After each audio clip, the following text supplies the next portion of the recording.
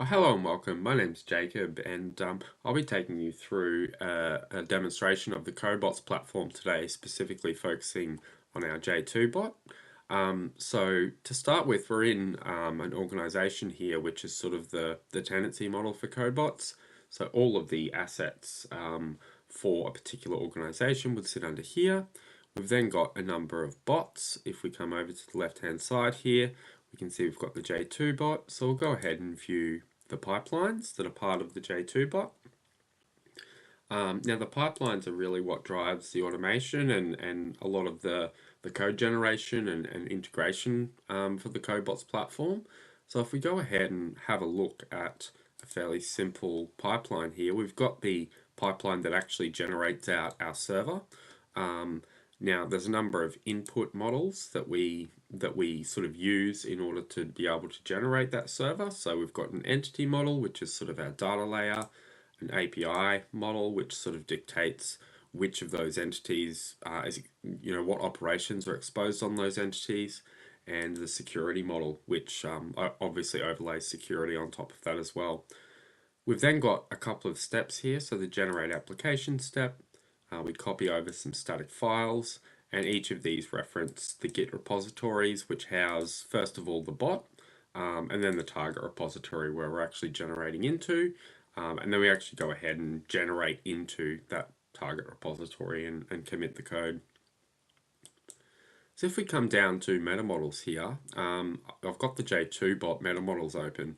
The concept of a meta model is really just that it's a model of a model, and this is sort of how we control what the bot does, how the bot is actually able to encode some of the application logic, data layer, structures, UI, tests, etc. So that'll probably make more sense if we actually dive into a model, which is sort of like an instance of a meta model. So the first one that I'll bring your attention to is the requirements model.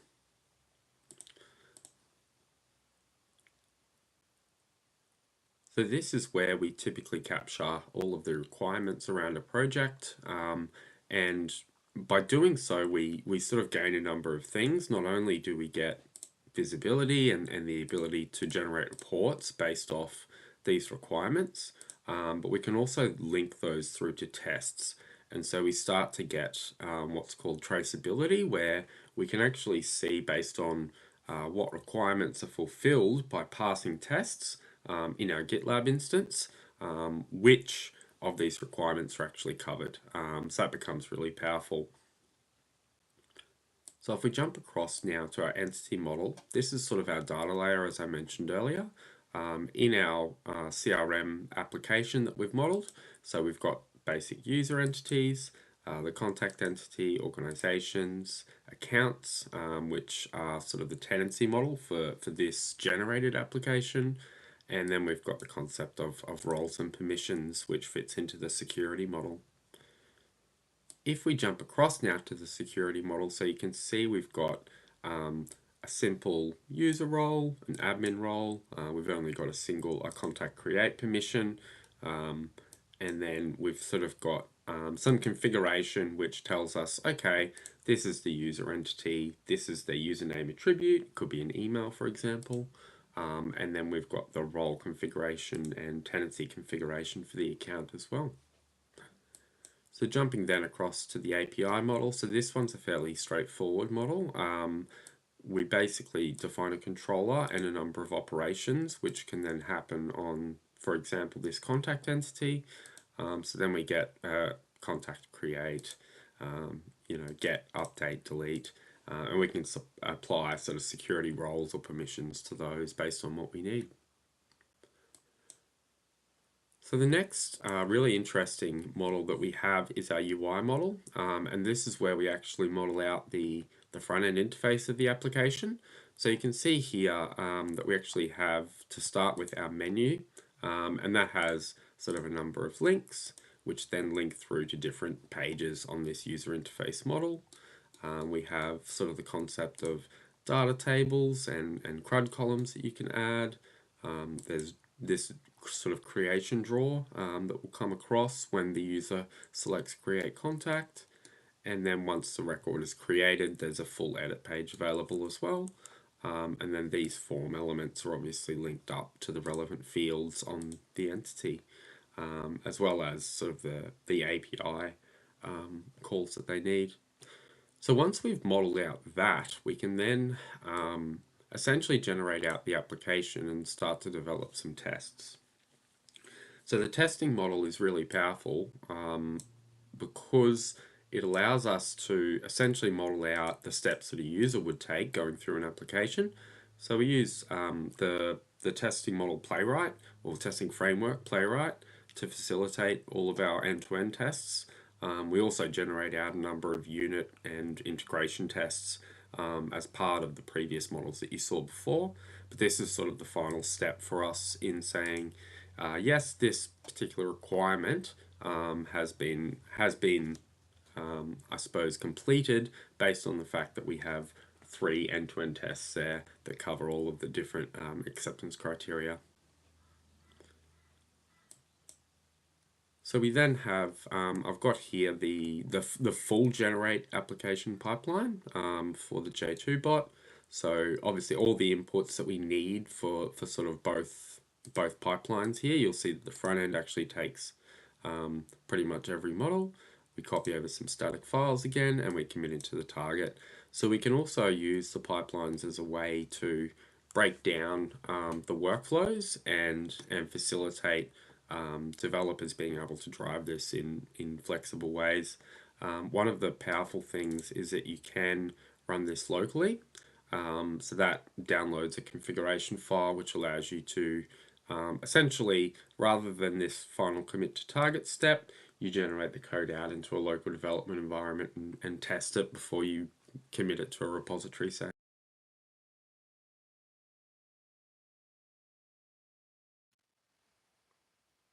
Hello and welcome. My name's Jacob, and today I'm going to take you through a quick run through of the J2bot demo application. So I'll start by just logging into our review site where this one's hosted.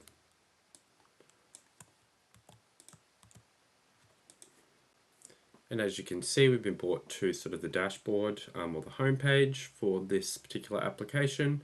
Down the left hand side here, you can see we've got the different entities that are available. So we've modeled out a CRM style application for the purposes of this demo. So let's go ahead and have a look at the organizations page and kick things off just by creating a new organization.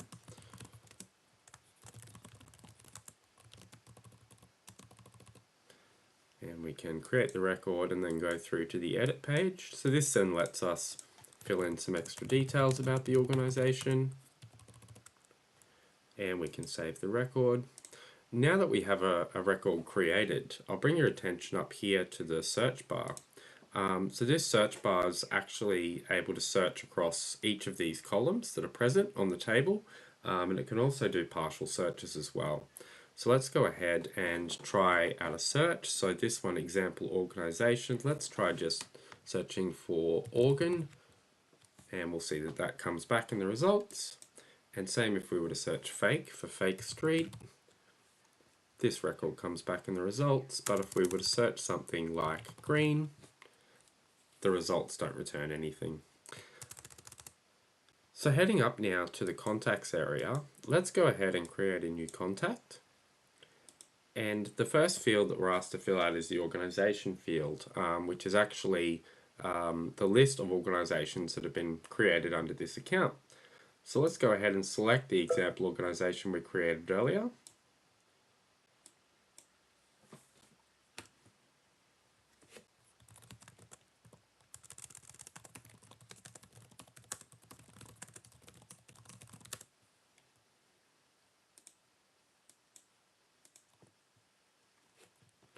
Okay, so we can now go ahead and fill in some more details about the contact. Now we can save that record as well.